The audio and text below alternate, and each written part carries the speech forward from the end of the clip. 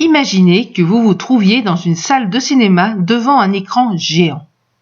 Tout est sombre et silencieux. Soudain, un trait de lumière éblouissante déchire cet écran. Vous voyez peu à peu la création de mondes, des lumineuses, des étoiles, une voie lactée scintillante de toutes sortes de couleurs. Vous voyez peu à peu la Terre émerger de l'abîme, les continents se former en étant accompagnés d'une musique magistrale.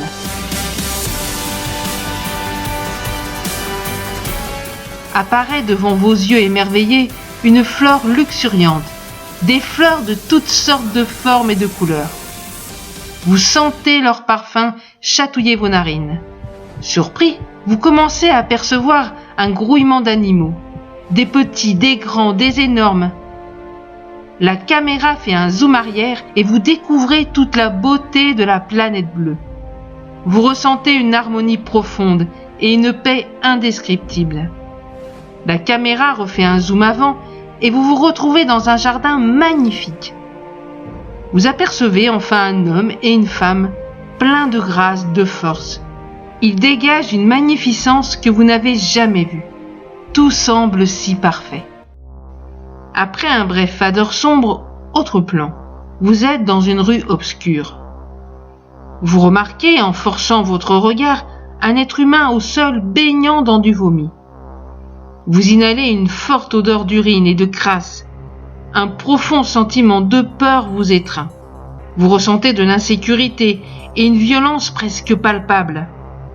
Des cris d'angoisse déchirent l'atmosphère lourde qui vous enveloppe.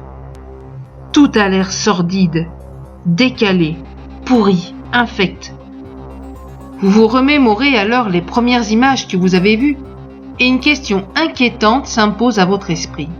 Mais que s'est-il passé ? Quand nous voyons l'état dans lequel notre monde se trouve, il est normal de se poser la question : existe-t-il un Dieu ? Et si effectivement il y a un Dieu, que fait-il ? Est-il affecté par la condition humaine ? Se soucie-t-il de l'humanité ? Se soucie-t-il de moi ? Autant de questions souvent laissées sans réponse et auxquelles ce livre désire répondre. Oui, Dieu existe et il se soucie de l'humanité, mais aussi de toi en particulier. Ce Dieu se révèle à travers la Bible comme un Dieu rempli d'amour et de passion pour l'être humain. Il nous connaît tous personnellement et il a accompli ce qui était indispensable pour que nous puissions retrouver une relation avec lui. Quand Dieu créa les cieux et la terre, tout était bon, très bon. L'être humain a été créé à sa ressemblance pour vivre dans une relation intime avec lui. Mais cette destinée glorieuse a été brisée par un événement catastrophique. Le mal est entré dans le monde.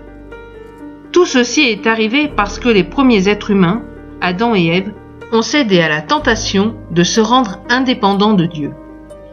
Ils ont préféré choisir leur propre voie en doutant de la véracité de la parole que Dieu avait prononcée. Ils ont écouté le mensonge subtil de l'ennemi juré du Créateur, le diable.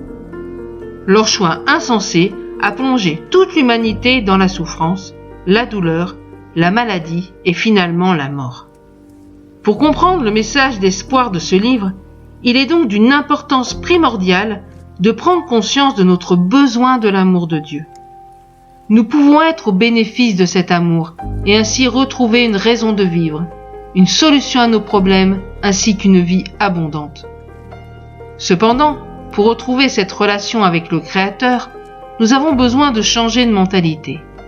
Pour commencer à croire en ce Dieu merveilleux et plein d'amour, il nous faut tourner le dos à des croyances qui se sont substituées à la vraie foi. Ces croyances sont nées de ce choix des êtres humains de se passer de Dieu, de l'occulter, de nier son existence, afin de se sécuriser quant à la conscience de l'éternité et du besoin fondamental de l'amour de Dieu.